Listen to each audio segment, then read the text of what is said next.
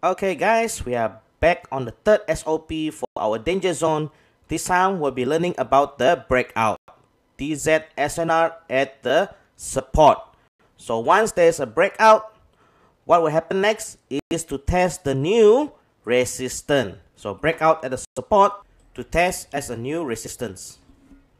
So let's have a look at the SOP first.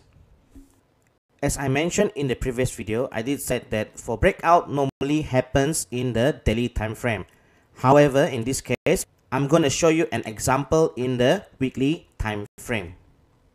So let's have a look at the SOP. So on the weekly time frame, we can see that this is how the price move. This below is the support, above is the resistance. What we should do now is to mark our danger zone. Next, we mark this area as our second movement. Then we draw the horizontal line in this area, which is the edge of the support of the second movement.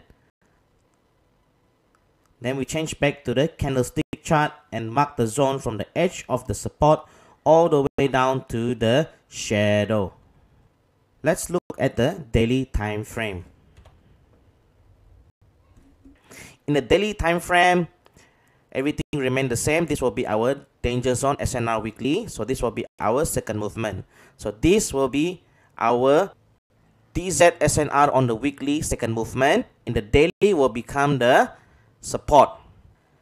Next, when price coming down to this zone, as price didn't zone, price instead made a clean breakout with a candlestick called the Marubozu at the daily time frame. Okay, so we mark our danger zone SNR at the second movement, which is called the support at the weekly time frame. So in the daily time frame, this is how we can see it, that the daily candlestick break one Marubozu below the area. So once it broke this support, it will come back to test as a new resistance. Therefore, the price will come back into this zone. Now, what should we do is to wait for the confirmation of rejection at this new resistance area. Okay, so when price comes back to this area, price will reject with a bearish engulfing or candle reversal signal. In this case, since we look at the weekly time frame as our danger SNR, therefore our confirmation of rejection should be at the daily time frame or the H4 time frame. The smallest time frame is H4, not H1 and below. Okay, why? Because this is the danger zone SNR weekly time frame. Weekly time frame, confirmation of rejection is daily or H4 time frame. Once there is a confirmation of rejection, then we should look for setup in this area. So in this area, the setup would be at the time frame of H1 and below. So if this rejection of confirmation is at the daily time frame, therefore we can look the setup at the H4 time frame and below. So let's look at the example at the chart. As always, first we go to the big time frame. Normally it's the monthly, weekly, or the daily time frame. In this case, I'm going to show you the Euro GBP on the weekly time frame. Now this is not the second movement. Instead, this is the support of the weekly time frame. So this is the second movement here normally, but here is the support. I'm going to show you the support instead of the second movement support. So next, we go to the line chart. We change to the line chart. And then what should we do? We mark the horizontal line at the edge of the V and mark the second movement of the weekly time frame. In this case, this is the danger zone SNR weekly at the support. Therefore, the second movement has to be on the right side, which is this one. Okay. Lastly, we move to the candlestick chart. Mark the zone from the edge of this support all the way to the shadow. Can you see, guys? Where did I mark? Let me go back here. This is the capital V, and I mark only the zone of the capital V, which is this area, not this week. Okay, we want to take the latest price one. Once we done our danger zone SNR marking, next what should we do? As we can see here, the weekly candlestick has closed below the danger zone SNR and broke this support. Okay, it broke the support with a bearish engulfing, and then the weekly candlestick closed below this danger zone SNR weekly. We then now move it to the daily time frame to find for confirmation of rejection or the H4 time frame. In this case, let's look at the daily time frame. So do you see any pattern here, guys? As we can see, the daily time frame has made a 3 black crow outside of the zone, which is this one, indicating that it has rejected this zone and going on a downtrend. Now, since there is a confirmation of rejection at the daily time frame, therefore we should look the setup at the H4 time frame and below. Now, in this chart here, are you able to identify the setup? Let's try to see whether you find it. You got it? Okay. Now let's look. At the H4 time frame, we have the potential QMR, which is this area. We mark the potential QMR with the horizontal line at the left shoulder. This is the high. As you can see, this is the high, low, high, high, lower, low. You see the structure of it? And then we mark the zone from the body to the wick as a monitoring purposes. So it's easy to monitor when the price coming back to this zone.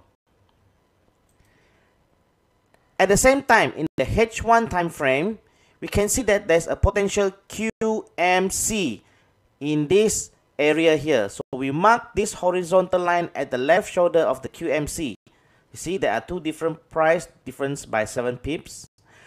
If I were you, I will put both PO, because we will never the price gonna touch here and then go down, or the price gonna touch here and go down. So I'm gonna put both PO. Okay, guys. So now as we look back at this QMC, we mark the left shoulder again, the horizontal line, and then mark the zone all the way here. At the same time, we draw the trend line. Now remember, guys, what is the SOP for QMC? The head of the QM, which is this case, is the higher high, has to be on the second drive. The first drive, second drive, and we entry at the third drive. Now, when we entry the third drive, the price cannot linger more than the confluence of this trend line and the entry point. So possible it could be around this area would be nice. The trend line, there is no specification. As long it touch here, and it goes down like this, we just use as teachers Dora said, T-buy. Okay.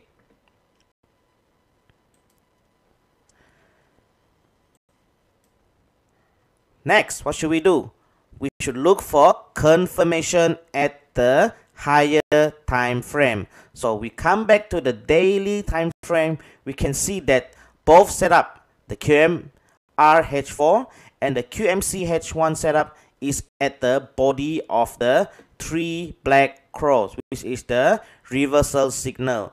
So if the setup is here, this area here, then it will consider as high risk. Okay, so we do not want those setup to be at the wick. This area is considered high risk.